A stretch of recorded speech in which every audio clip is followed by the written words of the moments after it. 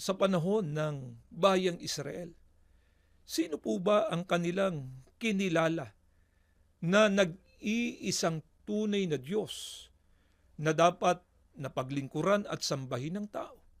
Pakinggan ninyo. Dito pa rin po sa Isaiah, sa 45 naman, mga talatang 5 hanggang 6. Ako si Yahweh. Ako lamang ang Diyos at wala nang iba. Palalakasin kita, bagamat ako'y di mo pa kilala.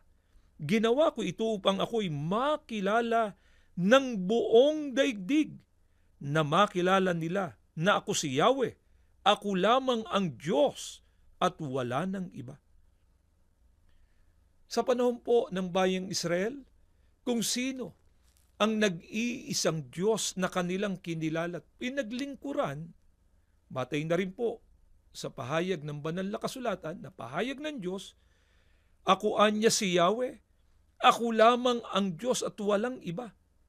Palalakasin anya kita, bagamat ako'y di mo pa kilala. Ginawa ko ito upang ako ay makilala ng buong mundo na ako si Yahweh, ako lamang ang Diyos at wala nang iba.